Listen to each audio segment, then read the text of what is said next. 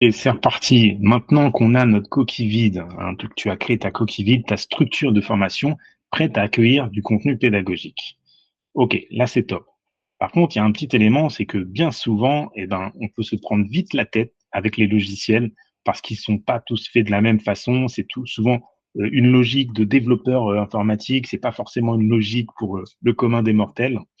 Et donc, c'est ce qu'on va voir ensemble. Maintenant, on va voir comment aller naviguer. Je vais vous montrer comment est fait cette application, donc qui s'appelle Teachily, comment on va pouvoir retrouver les éléments les plus importants qu'on a besoin pour créer et pour gérer par la suite notre formation. OK? Bon, vous avez déjà commencé à prendre en main l'outil, donc ça c'est une bonne chose. Maintenant, on va aller un peu plus loin. OK. Donc quand je me connecte, j'arrive sur le menu Accueil. Accueil, donc on avait commencé l'URL, personnaliser, créer ma formation, et je vais pouvoir ensuite aller compléter les informations. Mais avant, je vous invite du coup à prendre un peu plus l'habitude de la plateforme. À gauche, tout en haut à gauche, allez, je vais vous mettre comme ça, tout en haut à gauche, j'ai ce fameux menu. Vous pouvez voir. Donc, si je clique dessus, qu'est-ce qu'il me fait? Il me masque la colonne, d'accord? La colonne où il y a les boutons de raccourci, il me le masque. En haut à droite, dans cette zone-là, on va pouvoir retrouver tout ce qui nous intéresse concernant notre compte. Donc là, je vois mes informations de mon compte, mon abonnement, l'espace apprenant, le programme affilié. Et si je vais sur mon compte, je vais retrouver des informations que j'ai pas encore remplies, que certaines. OK, si je retourne là-haut, ah oui, je vais pouvoir aussi, vous voyez là, mot de passe. Je vais pouvoir changer mon mot de passe en cas de besoin. Donc c'est là-haut, j'ai mon compte. Après, j'ai abonnement. Donc là, on est sur le pack découvert, donc il est gratuit. Alors, regardez, c'est génial, on peut créer jusqu'à 3 formations. On peut avoir jusqu'à 70 apprenants, ce qui est pas mal. Et donc, on a quand même un certain nombre d'opportunités, hein, de fonctionnalités. Voilà, ça s'arrête là, avec un support email et chat, réponse en 48 heures. Alors, je confirme, hein, vraiment, le support est très réactif sur Teacheasy. On en parlera à la fin. Ils sont vraiment réactifs. Après, on a un autre pack, le pack à 49 euros, où là, on peut avoir un nombre d'apprenants et de formations illimité. Voilà, donc ça permet déjà d'enlever des premières barrières, ce qui est assez intéressant. On va avoir des options de quiz un petit peu plus élaborées, légèrement, des devoirs également un peu plus élaborés. Alors, on a quelques éléments en plus, le paiement avec PayPal. Bon, bien souvent, on utilise plutôt Stripe que PayPal, parce que Stripe est un petit peu moins cher, donc on en reparlera juste après dans la leçon suivante. OK, et après, on a le pack à 100 euros. Donc, le 100 euros, on a toutes les fonctionnalités avancées que je vous présenterai dans un module bonus. Il y a des fonctionnalités avancées qui peuvent être intéressantes. Une partie CRM et puis satisfaction client. Ils vont pouvoir rajouter des éléments, des étoiles, des notes, etc. Bon, bref, ça, c'est notre abonnement. Leurs offres, mon abonnement, il est ici. Je peux payer à l'année ou au mois. D'accord? À l'année ou au mois.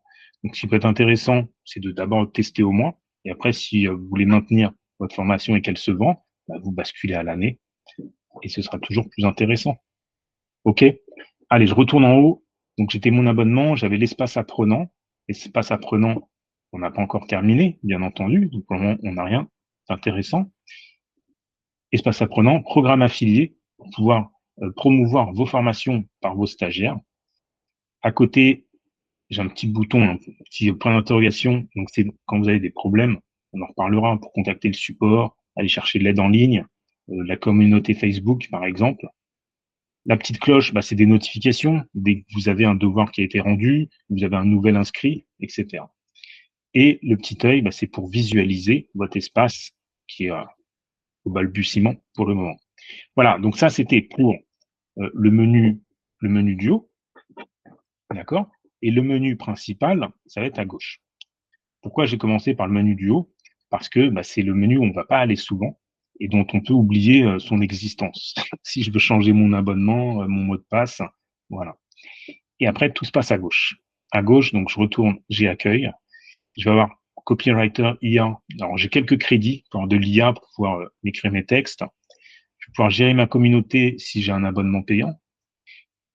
Je peux avoir des stats une fois que j'aurai mes premières ventes, avec des stats avancées en graphique si j'ai un abonnement payant. Mes apprenants, donc c'est la liste de mes stagiaires. Mes formations, pour le moment on en a une, d'ailleurs on la voit comme ça, technique facile. Certificat de réussite que je vais pouvoir personnaliser. Alors personnaliser avec un abonnement payant.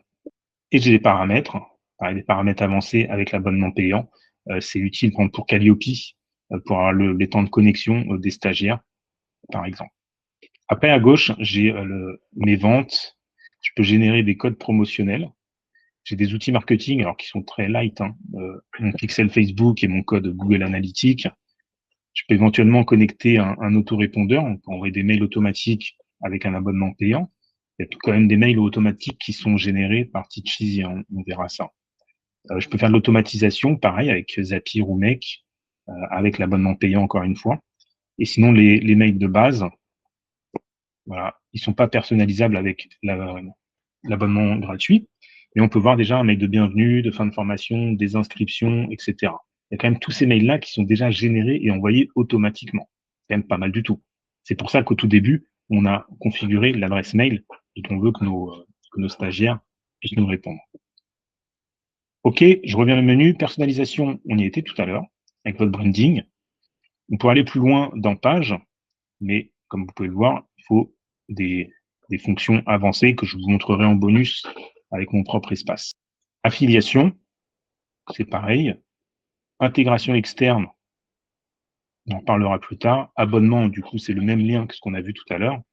Et pour finir, paramètres, c'est ce qu'on va remplir dans la vidéo suivante. OK, c'est bon pour vous? Ce qu'il reste à faire, à la limite, le challenge, je me déconnecte de Teacheasy, je me reconnecte, je vais rechercher ma formation, j'essaie de naviguer, de changer peut-être mon mot de passe s'il est trop simple, peut-être mon branding si j'ai fait à la va-vite et j'ai pas mis le bon. Et on se retrouve dans la vidéo suivante pour finir le paramétrage. OK? À tout de suite.